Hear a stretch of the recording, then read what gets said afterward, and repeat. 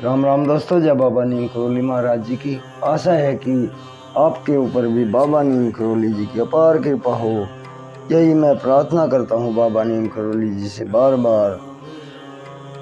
आपके परिवार में भी सभी कुशल मंगल होंगे।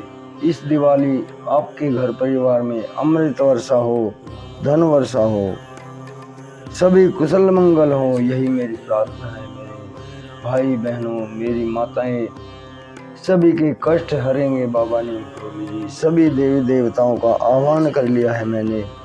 सभी यहाँ पर आपको आशीर्वाद देने के लिए, आप सभी का कष्ट निवारण करने के लिए विराजे हैं मेरे महाप्रभु।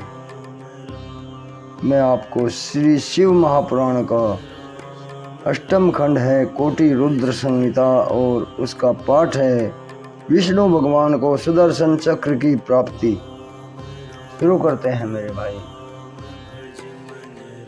प्राचीन समय की बात है। दैत्यों के अधिक बलवान हो जाने के कारण उनके तीनों लोकों में अत्याचार बढ़ते चले गए। समस्त दैत्य धर्म का लोप करने के लिए उद्यत रहते थे। इन दैत्यों से दुखी होकर सभी देवता ब्रह्मा जी को लेकर भगवान श्री हरि के पास गए और उनसे अपने दुखों का वर्णन किया। इस पर श्री हरि ने देवताओं से कहा, तुम डरो मत, मैं शंकर भगवान की पूजा करूंगा, उनकी कृपा से तुम्हारे दुखों का विनाश अवश्य होगा। यह सुनकर देवता अपने अपने स्थान को चले गए।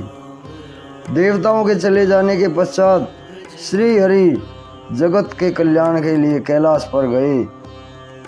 वहां जाकर एक कुंड में विधि विधान से अग्नि स्थापित कर श्री हरि दृढ़ संकल्प करके शिव जी की तपस्या करने लगे। उन्हें तपस्या करते हुए बहुत समय व्यतीत हो गया, परंतु शिव जी प्रसन्न नहीं हुए। इस पर श्री हरि ने शिव सहस्र नाम का पाठ आरंभ किया। वे पार्थिव लिंग की विधि विधान से पूजा करने लगे। शिव सहस्र नाम से एक एक मंत्र बोलकर एक एक कमल का पुष्प अर्पित करने लगे।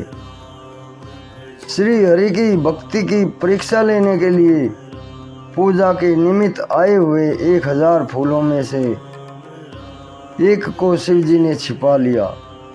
श्री हरि एक पुष्प के कम होने से आश्चर्य में पड़ गए। बहुत खोज करने पर भी उन्हें कमल कहीं दिखाई नहीं दिया। इस पर 1000 की संख्या पूरी करने के लिए उन्होंने अपना कमल के समान एक नेत्र निकालकर शिव जी को अर्पण कर दिया। तो दोस्तों, कमल नयन भगवान विष्णु भगवान जी को इसीलिए कहा जाता है। उन्होंने 1000 पुष्प चढ़ाने थे शिव भगवान को, और 1000 में एक शिव भगवान ने उनकी परीक्षा लेने के लिए चुरा लिया था। फिर एक कमल कम रहने के लिए बाद भगवान ने अपना एक नेत्र शिव भगवान को चढ़ाया था। उन्होंने अपना एक नेत्र निकाल कर शिव जी को अर्पण कर दिया। ऐसा करते ही शिव जी प्रकट हो गए। उन्होंने श्री हरि से वर मांगने को कहा। भगवान श्री हरि ने दैत्यों के कारण देवताओं को पीड़ित होने की बात बताई। श्री हरि बोले, इन दुष्ट दानवों को वध करने के लिए मेरे पास कोई अस्त्र शस्त्र नहीं है। मैं इसी कारण से यहाँ आपके पास कैलाश पर आया हूँ। यह सुनकर भगवान शंकर ने श्री हरि को एक दिव्य तथा चमकता हुआ चक्र प्रदान किया। इस चक्र को ही सुदर्शन चक्र कहते हैं। इसी सुदर्शन चक्र की सहायता से श्री हरि ने दैत्यों का वध करके संसार में शांति स्थापित की। जय शिव शंकर महादेव।